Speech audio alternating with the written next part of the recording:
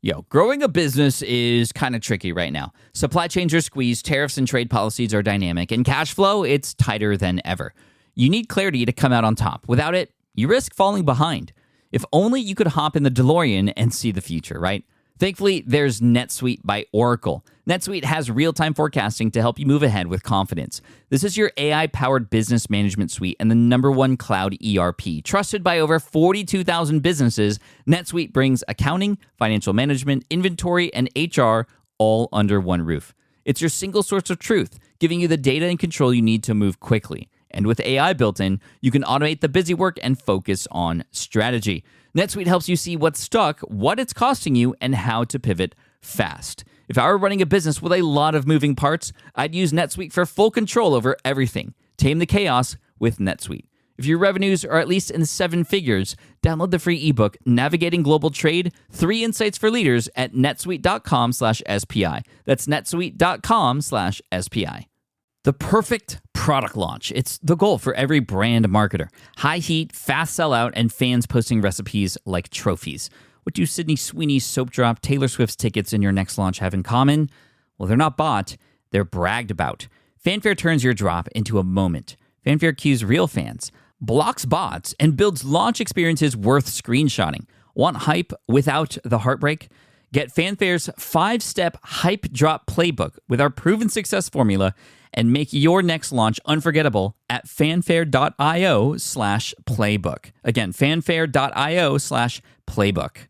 It's a really, really important thing to understand this. Most people think of jobs as being safe and secure, but if you get paid by one person and that one person ends for whatever reason, and it could be because of you, it could be because of the world events or whatever, you don't have much fallback position. So I like to get paid by lots and lots of people. That's a really good risk mitigation strategy. In our case, with an online business, you can get paid by different people in different parts of the world, and that's giving you some geographic protection. Welcome to the Smart Passive Income Podcast, where it's all about working hard now so you can sit back and reap the benefits later. And now your host. He thought the 2022 Super Bowl halftime show was the best one yet. Pat Flynn.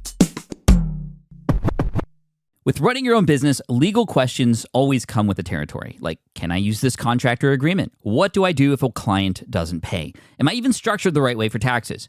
Instead of Googling your way through legal landmines, imagine having a law firm ready to address your business's legal needs without the sticker shock. That's what you get with Legal Shield's small business plans. Legal Shield helps entrepreneurs access real legal help on contract reviews, collection letters, business formation guidance, and even help navigating IRS audits. Members can schedule consultations, upload documents through the app, and get support from a provider law firm that knows small business laws in your state. Plus, consultations on taxes or trademarks help you stay ahead of potential problems. And if a client is late on a payment, Legal Shield steps in with professional collection letters so you can protect your hard-earned revenue, all for a fraction of the price of hiring a lawyer on your own. Go to LegalShield.com/SPI or call 833-570-9980 to learn more and get big business legal support without a big business budget. That's LegalShield.com/SPI. Do you know the secret to businesses that are scaling faster than ever? They're using Upwork to tap into a diverse pool of skilled freelancers across various industries. With Upwork, you can find specialized freelancers in marketing, development, design, and more. Experts who are ready to help you take your business to the next level. I've personally used Upwork myself and can vouch for it. Posting a job on Upwork is easy. With no cost to join, you can register, browse freelancer profiles, get help drafting a job post, or even book a consultation. From there, you connect with freelancers that get you and can easily hire them to take your business to the next level. Upwork makes the entire process easier, simpler, and more affordable with industry-low fees. Post a job today and hire tomorrow with Upwork. Visit Upwork.com right now and post your job for free. That is Upwork.com to post your job for free and connect with top talent ready to help you grow your business. That's Upwork.com. Again, Upwork.com. You know, one of the most common questions I get is, Pat, do you have a coach yourself? You coach a lot of people, you have a podcast, you help thousands, tens of thousands of people, but do you yourself get help too? Absolutely. And I think it's massively important. And today, you actually get to hear from somebody who I speak weekly with. His name is James Schramko from Superfast Business. And today we talk about simplification. We talk about lifestyle design and using the business as the mechanism to design the life the way that you want.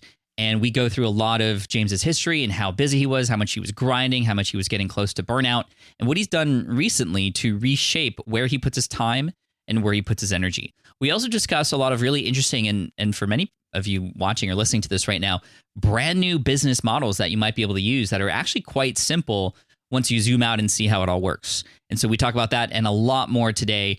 And James also has a very amazing free gift to go along with one of those strategies at the end that you'll have to listen to. But this is James Schramko, my coach. You can find him again at Superfast Business. He has a podcast and also a website. Here he is, James Schramko. James, welcome back to the Smart Passive Income Podcast. Thanks for joining me today. Hey, this is a fantastic event. Thank you for having me. Of course. And you and I chat almost every single week. Many people may not know this, but I hired you as a coach and a mentor for me. And one of the reasons why I love to chat with you is because the way that you've been able to design your life in a way that simplifies just everything that's going on. Even though you're running businesses, even though you're a podcaster like me, even though you are a father and a husband, you've somehow been able to manage not just time, but your energy very, very well. And that's why I highly respect you. And I wanted to bring you on to talk about that. But I know it wasn't always like that. Like, can you go back into time and talk about when you became an entrepreneur, what life was like? And then we can go into how it's very different than now. Yeah, essentially because I had kids fairly young, I was just looking to get money. I just needed to earn money. And so I found myself in getting into sales roles and working my way through the corporate career with first BMW and then Mercedes-Benz. Mm-hmm. And I never really had that much time for myself. It was, in the car industry in Australia and probably in many other places, they're kind of a 7-day-a-week business. So it was a good precursor training for having an online business because it was effectively always open every day. And so you could they even do 11-day fortnights, which is working 11 out of 14 days. So you sort of adding in these sort of extra weeks of work a year. So it was a lot of working in my early career, and it was just to get the money because I was young. I had this family to feed. Live in a one of the more expensive cities at the time, Sydney, and it was it was what you'd classify as a grind or bordering on lucky I was young because I think my health would have suffered a lot. The older you get, the more your body just can't handle that sort of stuff. Mm-hmm. So it was tough. And then I started to get this sense of impending doom over the fact that I was employed by one person. And I know this happened to you, but my biggest concern, especially towards the last few years, was that I would go into work one day and not have a job, and that would be catastrophic. Because I did what everyone else does as well. I had a mortgage, I was paying off my house, we were just covering costs with I had a fantastic wage, but it also it went out as quickly as it came in, like almost every employee. And I was concerned that it could stop. And I was very stressed by that. And sort of compounding this was the family history of this being an event in my life when I was younger, because my parents went through a similar situation to what my worst nightmare was. And so I was really driven to build my business on the side, what they would call now, I suppose, a side hustle, and to learn about online marketing and to figure out how to build websites. And I wasn't sure exactly what I would sell or how I was going to go about it, but I just started that process. And so there was this little crossover period where I was doing my day job as a general manager, leading a team of 70 plus people in a $50 million revenue business. And then at night, I was a solopreneur, the classic solopreneur with the much lauded and held up high, but really not as good as it sounds, solopreneur role. So I wasn't getting much sleep for that period, and it was super tough. It was like crawling over broken glass. It was very difficult.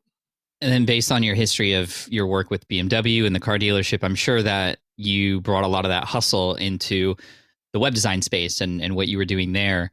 At what point did you, if you did, start to feel like you couldn't sustain that anymore or even burnout? I had family members, well-meaning family members saying, listen, you're going to die. You're going to kill yourself. Because looking back on it, I would work a full day of work, come home, tuck the kids into bed, eat my cold dinner, and then have a shower, and then I'd put on a hoodie and I'd sit at my computer and I'd work through till about 3 a.m, and then I'd wake up again at 6:30 or 7 a.m and do it all over again. So there was several months there where I was starting to not feel great. Luckily, I was younger, but still, it was taking a toll. It definitely is hard on relationships. I mean, it's hard having lots of kids and not seeing them. And it's also hard not knowing how you're going to get past where you're at. And then there was back then there was the financial crisis happening in the United States lending market, subprime lending market, and I happened to be in a luxury segment. I was the highest paid person in my type of role in the Mercedes-Benz network, and I definitely felt fragile.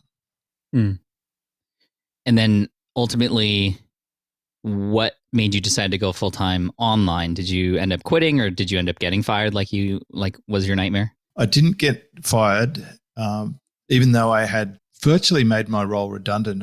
I'd done a very good job of systemizing things and getting people in the team doing what they were supposed to be doing. That was my super strength. I was particularly good at systems and people.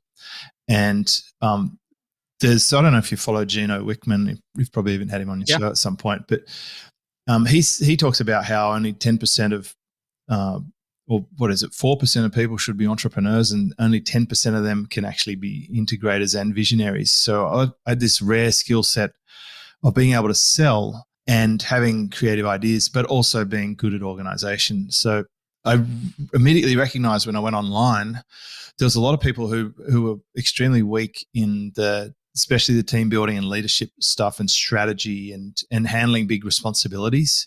I mean, I was young and handling huge responsibilities. I think when I was 30, I was in charge of $100 million per year business. So I had really good experience with this responsibility. And so I found all these people who are particularly good at their stuff online, like super creative or really good at selling stuff, but had absolutely no idea about building team or organizing systems or protecting themselves from perilous doom. It's like they were literally about to be torpedoed and they didn't realize it. They do all sorts of crazy stuff like building on trademark brands, getting into disputes with people, taking on business models that are fads that are going to sort of stop in 10 minutes from now.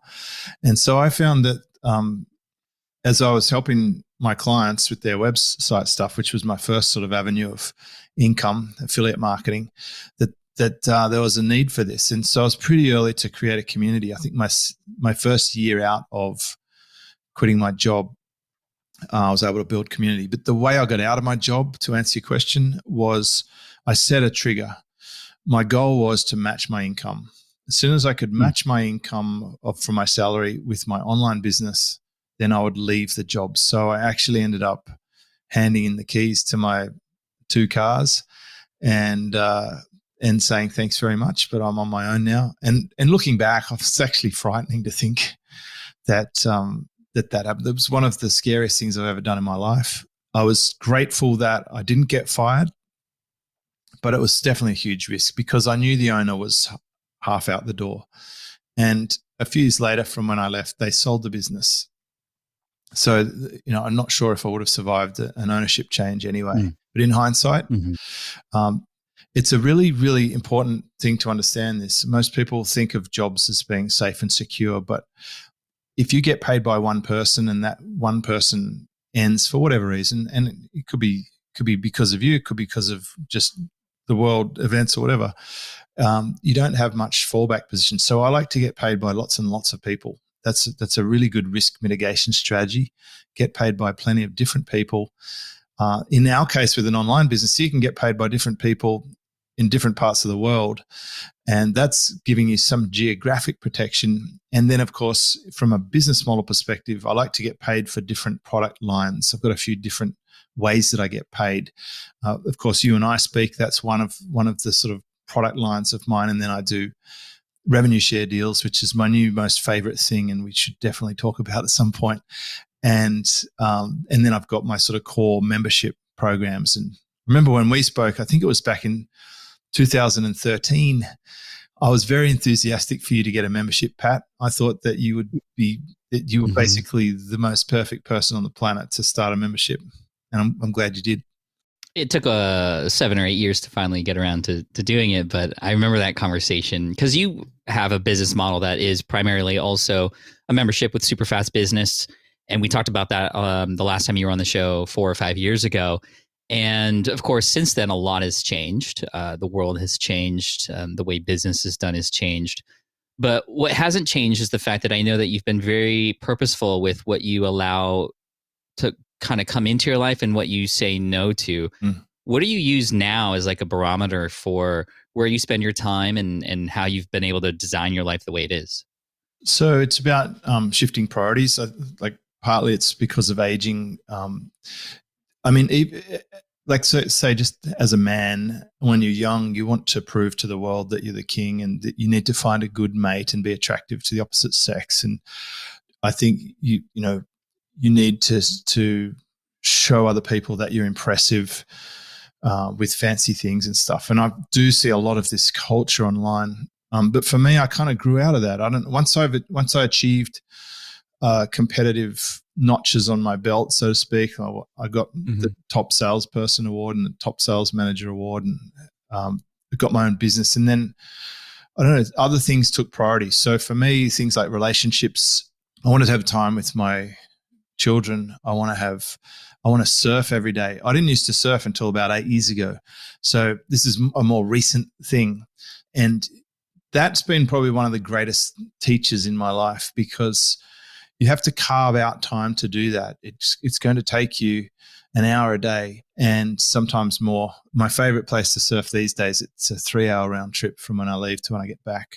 And it's such a metaphor for resilience and growth. It's probably the single biggest thing that's changed my life. It's like that Point Break movie. There's a line in that, and Keanu Reeves is trying to buy a surfboard, and the little kid at the shop, he says, surfing's the source. It'll change your life. And that's my priority. My priority now is I want to surf every day, and that's the guiding star. It's probably a lot like your Pokemon endeavors. That's become important to you, even though old Pat 10 years ago might have thought that was a silly notion. But now you can basically, my message is that you can build your life around something other than what other people's goals would tell you would be success. So success might mean something different to different people. But if I can have a great relationship with the people around me, if I can keep my body physically healthy, if I can build wealth without cutting any corners or wronging any people, if I can surf every day and have that kid-like smile and enjoyment and the personal challenge of trying to improve, then I'm happy. And the business is really a vehicle that helps pay for that lifestyle. And if you set your business up well, and there's really just a couple of things that make all the difference, then you can actually fund your perfect lifestyle.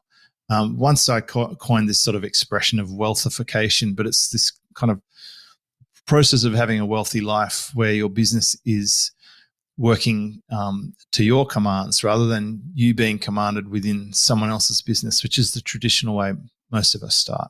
I mean, it's very simple for you and I to say that on this side after Exactly. a decade plus of business, and being able to now have the opportunities, the time, and also the resources to shape the life that we want. And me going into Pokemon, you surfing every day. And I love that metaphor. But I also can empathize with those who are listening right now who are like, okay, that all sounds great, but I got to build a business and it feels like I have to grind and I cannot do these things that I can't surf every day. Yeah. Or even I can't get any time to surf. Like I want to get there, but I can't right now. So what is the roadmap for a person who's sitting there who was us, when we first started out? I hear you. And I know there's people screaming at it and can't relate, because we always refer to everything in our own sphere. Like we take what we listen to and then we relate it to ourselves. And then we say, well, these guys, they're already accomplished. They've already got runs on the board, they've got money in the bank, etc. And so they'll dismiss it. But I'd say one massive thing is, firstly, just take huge responsibility for your outcomes. The second that you say, well, right, I'm going to stop buying lottery tickets and I'm not going to rely on a government handout, that's like step one. When you don't hope that someone's going to swoop in and save the day, they're going to ride in on their white horse and just hand out dollar bills. Not going to happen. Both you and I have experienced that. We've had to do it ourselves, had to step into the driver's seat of our own life, so to speak. The second thing is you can shortcut the process. I don't think you have to go through what you went through and what I went through. I mean, I think your job got ended on you from memory.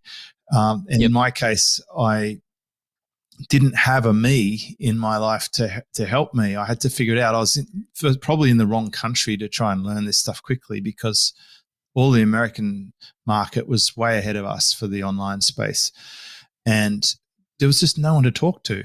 So to answer your question with a true story, I was surfing with this guy that I'd bumped into in the surf every now and then, and he was telling me about how much he doesn't like his job and didn't want to go in on the Mondays, and he couldn't surf with me the next day because he's got to go into the city. And I just said, why do you do that?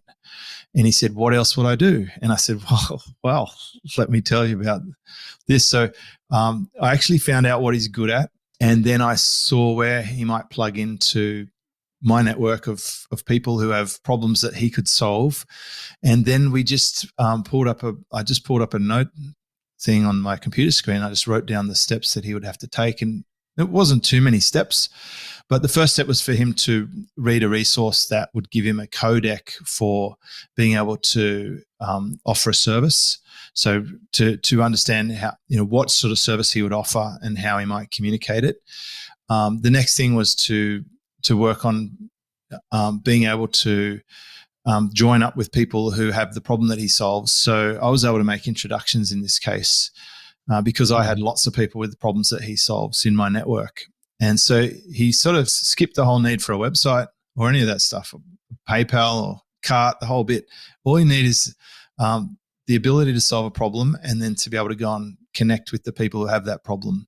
From there, he was able to get a client. And from then we did other stuff like register a business and set up a bank account and put up a 2-page website. And now, less than a year later, he's got, I think, 8 clients, and they pay an average of $5,000 or $6,000 a month. And he's got a team of 5 or 6 people. So the first thing I did is said, we need to build team. It can't be you. We need to build this model around it not being you all the time. And he just followed all the instructions. So we're talking about within a year to have a very substantial business. This guy still surfs twice a day. He can travel anywhere he wants. He loves the work he does. He works less than he did in the job. He has got a fantastic reputation, and that's the fast track. So the secret ingredient there is having someone like me or you to show you what to do instead of having to try and figure it all out the slow and difficult and in the end expensive way. I'd say my biggest failure in the beginning was not investing enough on courses and training. For some reason, I was trying to just navigate it all by myself, and I was a little bit slow to get team, but I eventually got there. The 2 things you really need to have if you want to build that space into your life, I call this white space, but that's really been the thing that makes my life the best it is now, is creating that white space, is to have team so that you're not in a job-like business. Like that solopreneur really is a very difficult business. And the second thing is to have the right business model, looking for the leverage. I had a big transition in my own affiliate promotions when I started promoting things that paid recurring. And then when I set up my own products, like just about everything that I do is recurring. My partnerships are recurring. My coaching is recurring. And my membership, which I set up in early 2009, that has been the most incredible machine. It just is a machine. It's been such a good business model, and it was a great platform for me to be able to help people and to create wins for them, but also to work well for me. And the best thing about communities is that you can attend it when you want, But it took a huge amount of discipline, Pat, to just stop working 7 days a week. I would have been classified as a workaholic at some point early on in the online thing. Because, the first thing I did when I quit my job was just pedal as hard as I could to make sure I had a lot of buffer. And I didn't feel safe and secure until a few years later, because I needed to build a bank. I wanted a cash bank of confidence that I could have runway. We need to have years worth of expenses really to feel super safe these days. And the evolution is start early and take full responsibility, and then use your business as a vehicle to bring cash out of it at some point to put into things outside the business. And that's where you have to deviate from the traditional plan. And that's why it can be misleading to benchmark off billionaires. A lot of those guys are reinvesting back into their own businesses, or they're actually reinvesting other people's money. In many cases, they have investors. So for the average person listening to this, they're probably not going to have investors. They're probably not going to float on the stock exchange. They probably don't need to reinvest every nickel and dime back into their business to make it bigger, to grow, to have big revenue, because that's impressive. What they might want is a lifestyle business that covers their costs, gives them a little surplus to put into some outside the business investments, and to pick the right people to bring into your business to help you in a team sense. And then in that time that you're not grinding and hustling, you can actually think about what you actually want to do and gravitate towards the projects that excite you the most, which is why, what you're doing with Pokemon and what you did with the membership and how you've matured your business has been like pretty much top of class. That's a benchmark for anyone who's coming down that path, because you started as just you and now you've got a proper business. It was definitely just me, and I only wanted it to be me, but I was either going to burn out, or the business was not going to move as fast as it needed to, or I was going to go back to my job, and I didn't want to do that. Big credit to Matt, our CEO, obviously, because he stepped in and he really helped to turn the business into what it is. And I knew to hire Matt because I don't have that knowledge. I don't have that skill. And like you said, you got to find the people who have those skills to be able to fill in those gaps. And me being more of a visionary, I didn't have the implementation skills to go to where I know I wanted it to go, but I just didn't know how. You had mentioned getting sort of a bankroll to feel a little confident and whatnot, especially when you're just starting out. Now, I know for people who have jobs who maybe aren't getting pushed out, that is a good opportunity to save and put into an account so that by the time it gets to a certain level, then you can feel a little bit more comfortable working on your own. But what about those people who do get pushed out, or they are on their own already? Are you saying that it is going to be kind of a grind at first to get to that point where then, there's a little bit of a bankroll to then use to then invest or start designing with? Because it's hard to design the lifestyle you want when you're just starting out and you don't have any money coming in. Yeah, I get that not having money is difficult, but a lot of the best things are actually free. Like, for example, if you're lucky enough to live near the ocean, which I am, and I certainly am by choice, just going to the beach, sitting at the beach quietly, having that salt air or swimming in the water, that can be a massive reset and recharge. It can keep you strong and grounded. I'm going to say that I think in the future, that sort of thing will be a super privileged experience, because we are moving into this sort of discussion of metaverses, and there's Web3s and NFTs, and some of it's great, but a lot of it I think is just getting people completely distracted, and there's trading cryptos and things, and setting up screens and getting alerts, and I feel like they're sort of getting sucked into an unreal world. And I think in the future, analog experiences will be positive. So for me, the thing that grounds me, and because I coach a lot of people who are very busy and super creative and much smarter than I am actually in almost every case, but they're so good at what they do, the way that I ground is to switch it off. I only work 15 hours a week now, and I do the bulk of that in 3 days, and so that I can have most of the week to just osmose or relax or gravitate to things that are really interesting to me. And so I would say, even if you're just starting out and you have no money, I would try and build in some personal time every day so that you're not just like that wood chopper with a blunt axe. I would say that I can absolutely do more stuff in less time now because I'm sharp and because I'm interested in the work. So I do think there's an inevitable difficult learning curve for anything new, whether that's speaking a language, learning guitar, surfing. Oh my God, that is very difficult to start.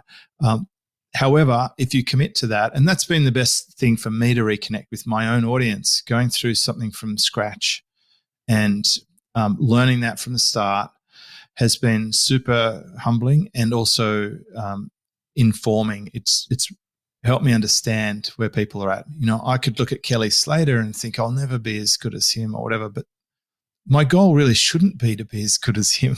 My goal should be to have be as good as I want to be and how responsible I want to be for that level. And so I would say, don't worry about other people's goals. Just put one foot in front of the other and build some space around your life.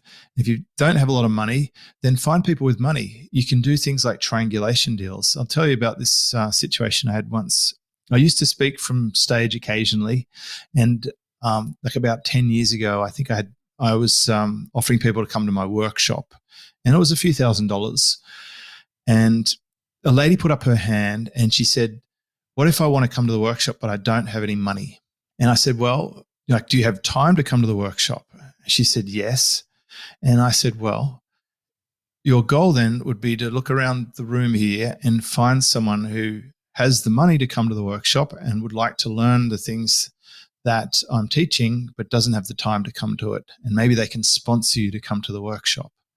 And she said, "Okay." And in the break, she went and found someone, and this person sponsored her to come to the workshop.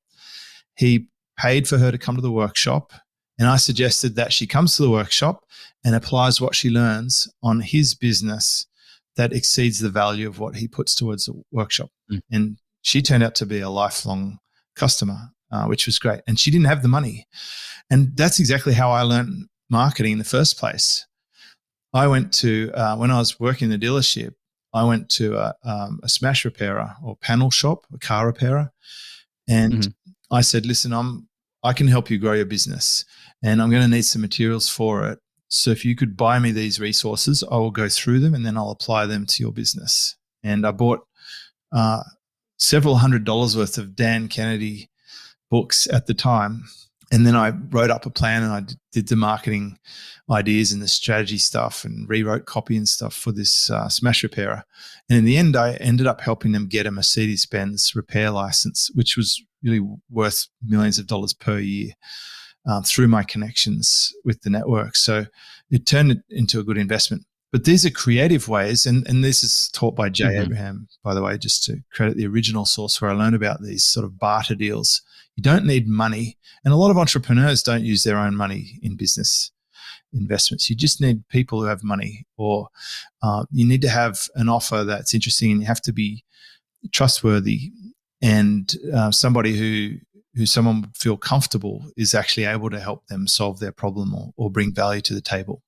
And I always talk about how important relationships are. Or it's the people who I've surrounded myself with that have gotten me to where I am today. And without those people, I definitely wouldn't be here. So definitely. And there are ways to provide value and add value to other people's lives, even if you are, quote unquote, just starting out or somebody they don't know. You just have to know what is of value to them, and you can support them in that way. You had mentioned memberships. I know that you've had a membership since 2008 or 2009. And when you got into that, memberships are kind of the holy grail of passive income, right? With the recurring income that could come in from that and having a community and predictability and whatnot. But it became very apparent on my team and for myself when we built SPI Pro that this was definitely like the least passive thing ever. So I'm curious, because you had mentioned a little bit about doing it when you want to do it, but how do you ensure that you are still providing value in your membership or community while still staying sane and not staying up late just to answer comments and questions? And how do you protect your time? And how do you continue to lifestyle design with something like a membership site? Yeah, it's an interesting one because obviously it's changed a lot since 2009. I think I was doing memberships before Facebook groups, and then Facebook groups became big, and then Facebook groups are starting to fade again, finally.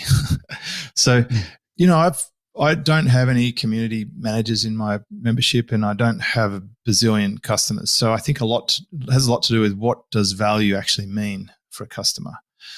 So it might depend on your promise. See, if you're more social than I am, or you're very interested in creating activity, then you could probably create a lot of work for yourself. I learned this lesson once if you do this exercise, you go through your inbox and you reply to everyone in there, then the next day you're going to have like another 100 messages back. So you can create your own momentum. The way that people get value from my community might be different for different people, but it might also be different than what other people offer in their community. Ultimately, I'm kind of like an insurance policy people can go to and tell me what's broken and I fix it. And that might not be something they need every day. For some it is. And I say to those people, look, if you're always putting out fires, then you are the arsonist, right? So I'm helping people learn how to think differently about the way they do business. And sometimes that can come in different formats. So I do run a monthly training, and I do run a monthly Ask Me Anything. And so I do have to turn up for that. I answer every post every day. That sounds crazy, but that really is my only job, because it's all the things I don't do, right? If you list the things I don't do, there's a lot, because I don't have affiliates. I don't do launches. I run very few live events. I don't do boot camps. I don't do summits. What I do is I just do 2 podcasts a week, and I answer questions in my community. That's my job, and it pays well. And people have just gotten used to that cadence. Most people aren't going to post more than a question per day. So that works out pretty well. And by limiting the number of people you have in the membership, you can dial that mix from the marketing. See, I don't do paid traffic either, really, and I'm not doing big promotions. So I'm not flooding my community with thousands and thousands of members. I've only got hundreds of members, and I can manage that. Plus, because of the job I used to have with 70 staff, and the fact that I've been coaching people, I've been running a weekly coaching call since 2010, and I've been answering forum questions since I got online, actually. I used to work other people's forums. I was actually answering questions in other paid memberships that I was paying to be in since probably 2006. And so that's my skill. I can partition, I can remember, I can pick up a conversation that I'm having with someone from the last time I spoke with them and remember everything about it. And so I'm probably partially lucky, and it's also learned. But also over time, you create a body of work and you can leverage it. So let's say 3 people ask me the same question, then I'll create a training on it and put that in the community. And then from the next time someone asks, I can say, this answers your question exactly, and I'll link to it. So you can create little shortcuts, like building neuron links in a brain. So I'd say my membership, with all the content I have, and the members also serve each other. They do help each other, and I love that peer-to-peer contact. And by not having a big promise of, massive engagement, or not making engagement my prime metric, then that's probably served me well. The main metric I have is I want to make sure that the member has a return on investment. And the way they get that might be just not being lonely. It might be that they can bring a problem to the table and get it solved. It might be that they want to come to an event once a year and they just love chatting with the people in between. There's lots of different ways people get value. How are you gaining members into your membership if you're not doing any big launches, if you are not doing paid ads? What's the cycle or the customer journey for a member? Some people will get my book. I've got a book on Amazon, and I do run some Amazon ads on Amazon to the book. That's a good starting point. So that's a little sort of self-contained ecosystem. I give away my book from my website. So some people find it through me either mentioning it or they somehow find it through SEO. We do well with SEO. They'll get the free book, and from the free book, they will get an email sequence which offers them membership. I do have a couple of little, I've taken some of my best trainings that people, like some of them have been viewed a couple of thousand times within the membership. So they clearly, of all the content, they're the best ones. I've put them as little individual products on my website. And I firstly give them away super cheap, like $9 or whatever. And they buy the product, they'll also get offered a coupon into the membership. So lots of front doors. And of course, I have a podcast. And every week we publish 2 podcasts. And every podcast we'll email and we'll share on socials. And by we, I mean my team. My team will send the email. My team will write the blog post. My team will post to the socials. I'll share it on my personal social. And every episode's going to have a call to action. And most people who listen to the podcast would be aware that I have a membership. And then, of course, it's just referrals. I do get a lot of people come in because they know someone who's been in the membership and they rave about it, which is that was my intention when I didn't have an affiliate program. Was I want people to refer people to me because they really like the product rather than because they're going to be paid. Yeah, that makes sense. Now, before we finish up here, and again, thank you, James, for this. You had mentioned something called the rev share deals earlier on in the episode. I wanted to circle back to that because I know, because we've chatted, it is a huge opportunity. It's an amazing way to diversify and add more income into your bottom line, but also it's very, very protective of your time as well. Can you share what this rev share deal situation is like and how one might get started with that? Yeah. So the 2 parts to this. Part 1 is I asked Jay Abraham if he went back in time, what would he change? And he said he would have done more revenue share deals. And I said, tell me more about that. And he shared with me lots of notes from his workshops and stuff. But essentially he said, look, these clients who are paying him $25,000 for workshops, they would have been happy to give him a few cents in the dollar to help them grow the business forever. And they would have added up to millions of dollars. And I thought, this is essentially, it's just like being an affiliate for a whole business instead of just the stuff you send them. So if you have skills that are handy for a business, and in my case, I'm sort of a business growth person. So it's pretty easy for me to say to the right business, listen, you've gotten here all by yourself.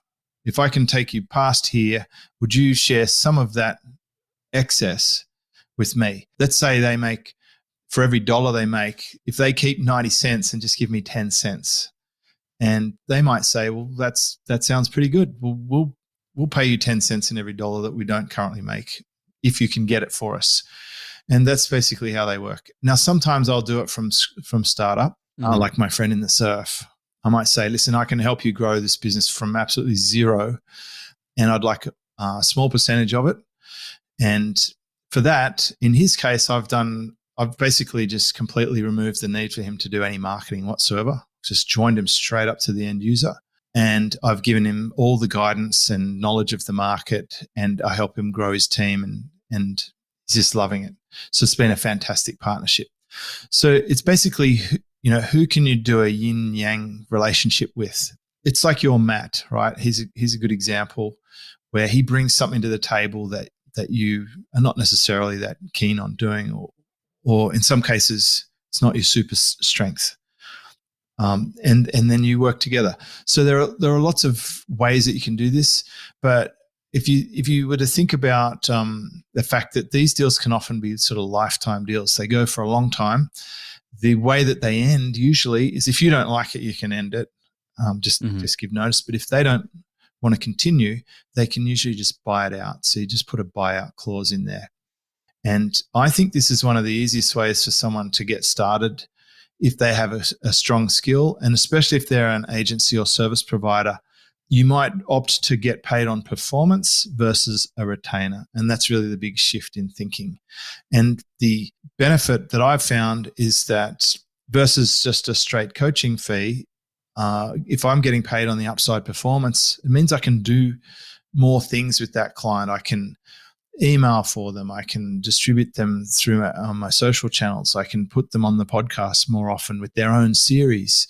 I can connect them with affiliates. So that's one difference between being an affiliate versus a revenue share partner.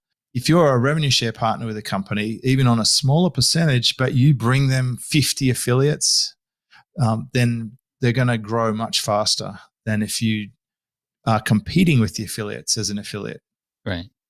And it's not just promoting a particular product, it's promoting the whole company, and any sales that are made, not just that product that you promote as an affiliate. Any sales from any source. Yep. And now you can partition them off. Like there's some nuances. You might say, listen, you've got this product and that product. Let's just do a revenue share on that product. Or you could do it on, and inevitably entrepreneurs seem to have more than one business often, like different divisions altogether to do completely different things. So you might silo them off and say, well, this is in the deal, this is not in the deal. And it's all spelled out on a simple agreement. And it's, I found like it's rapidly become, it's sort of eating up more of my income pie now. I'd say it's getting closer to half my income is through these revenue share partner deals. And what it's meant for me is a massive change. For example, if one partner pays me the same as what I might have got from 3 or 5 coaching clients, then the energy release from that is incredible. I get to just have a nice deep relationship with one person instead of having to set up 4 calendars sort of appointments and spread myself over. And it just means more surfing time for me, more relationships and better partnerships. And I like that kind of business model. Have you ever had anybody who partners with you in that sort of way, and then they're making a lot of money and they go, James, like I'm paying you way more than if I had just paid you like as just like a coaching person or an agency. Like I'm not comfortable with this. You're like, I can imagine that, especially if you help them out so much. How do you combat that? How do you position yourself? Because I can imagine that happening. Hasn't happened to me, but it does happen to others. And it's one of the things that I prepared for when I decided to try this model again, because I actually started this model in the beginning. I did the classic rookie mistake of trying to do 50-50 deals with people, but they usually suck. You've got to be very lucky to pull off a 50-50 deal. And the reason they fail, I could get into in a different environment. But I research people who do royalty deals and licensing deals. There are lots of examples because the music industry does it, copywriters do it. And I found one guy who did retainer plus percentage. His clients always arced up about having to pay it. And so he put in a payout fee, and that was very clever. And so that's really the secret to making it work is if you give the client an out when if the kitchen's getting too hot and they feel like they're overpaying, then they can just buy it out and end it. And then they're betting on themselves being able to do better without you. And that's totally fine because you're building their business in a kind of quasi partnership way, and then you get paid out like a partner who would get paid if the business was sold. So selling the business is another event that is covered by that agreement. Interesting. Do you have podcast episodes about this and talk more in depth? I think I do have a podcast episode about it on Superfast Business, and I've got a really simple little training on it. I'd be happy to give it to your listeners if you want. I sell it, but I'd be happy to give it. It's just a good primer. Oh, that'd be great. Where should they go to grab that? It's on superfastresults.com, and I'll send you a coupon that you can put on your SPI podcast. We'll use the coupon PAT. We'll make it simple. Okay, there we go. And then what was the URL one more time? superfastresults.com. And I'll get you a coupon for PAT, so you can use PAT for that revenue share training, and it'll be free. Sweet. Thanks, James. Really amazing stuff. I'm sure stuff that people have never thought about before could open up avenues of income for a lot of people. So I appreciate you coming on. And I think the biggest thing to take away is the idea of, owning your outcome. Some people have seen me wear a shirt that says that because we believe that in SPI as well. Take responsibility for whatever happens, and wherever you are, you always have the choice of doing one thing or another, and to always not have to wait around for somebody else to help you, but you take that action, or you ask the questions that you need help on, and you go and get it. That's where that responsibility happens, and that's where a lot of success can come from. So I appreciate you, James. Thank you so much. Besides that URL, superfastresults.com, coupon code PAT, where else should people go to intake more of your wisdom? Look, I would start at Superfast Business. That's go and listen to the Pat podcast. We'll have to get you back for an update with your Pokemon stuff. Yeah, it's been a while. Because that's fascinating. It's going wild, and I'm having a ton of fun doing it. So anyway, thank you, James. Appreciate you, and I look forward to our next coaching chat, you and I. Thanks, Pat. All right, I hope you enjoyed this interview with my coach, James Schramko. James has just been life-changing for me, and he might be for you too. And if you want to check him out, superfastbusiness.com, or you can go to Superfast Results and use the coupon code PAT if you want to get more about that RevShare deal and hear some special training around that, which is really, really interesting. I advise a lot of companies, but I always wonder, what if I had a RevShare deal with them instead? I could potentially make that much more money. And with companies that you support, or certain people who might need the skills that you have to offer, a RevShare deal might be exactly what you might need to start some diversification inside of your bottom line. Now, thank you again for watching all the way through. I appreciate you. If you want to get all the links and resources mentioned in this episode, head on over to smartpassiveincome.com/session577. Again, that's smartpassiveincome.com/session577. We also talked a lot about community, and James has one. Of course, you've heard of the one that is on our end as well, SPI Pro. If you want to apply to that, go to spipro.com. That way you can connect with other people just like you, get some support from myself and other team members that we have on SPI Media, and just join an amazing group of people. Again, you can find that and apply at spipro.com. Thank you so much. I appreciate you, and I look forward to serving you very, very soon. If you haven't yet hit that subscribe button, make sure to do that so you don't miss out, and I'll see you in the next one. Cheers, peace out, and as always, Team Flynn for the win. Thanks for listening to the Smart Passive Income Podcast at smartpassiveincome.com. I'm your host, Pat Flynn. Our senior producer is Sarah Jane Hess. Our series producer is David Grabowski. And our executive producer is Matt Gartland. Sound and video editing by Sean West Media. The Smart Passive Income Podcast is a production of SPI Media. We'll catch you in the next session. Hey, fellow podcaster, does this sound like something you've experienced? You record your podcast episode on one platform, download the files, edit in another app, then fire up a different tool just to create these social clips? Well, it can be clunky, time-consuming, and frankly overwhelming, especially for creators trying to grow. And that's why I'm excited to tell you about Riverside. Riverside is the all-in-one platform. Record, edit, and repurpose your podcast content all in one place. You just log in, record with your guests no matter where you are in the world, and just like that, studio-quality audio and high-resolution video. We use Riverside here at SPI as well now. With built-in AI, I can automatically clean up my audio, saving myself so much editing time, and it can even auto-generate clips to make promoting the show a breeze. And with Magic Clips, I can grab the best moments and repurpose them as short-form video, perfect for YouTube Shorts, TikTok, or Instagram, without re-recording a thing. So if you're tired of juggling tools and want a faster, simpler way to create and scale your content, it's time to try Riverside, built by creators for creators. Just go to smartpassiveincome.com/Riverside and use code SMART to get 1 month free on the Pro plan. That's smartpassiveincome.com/Riverside, promo code SMART. More people dream about building their own business and being their own boss rather than retiring early.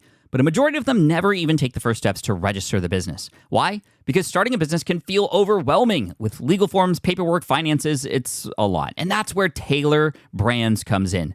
Taylor is a complete business builder designed to make launching your business simple and stress-free. You can register your LLC in just minutes, keeping your personal and business assets separate from day one. And from there, you can get access to everything you need to get off the ground, from legal documents, licenses and permits, invoicing and bookkeeping tools, and even a 100-day business coaching program to help you hit the ground running.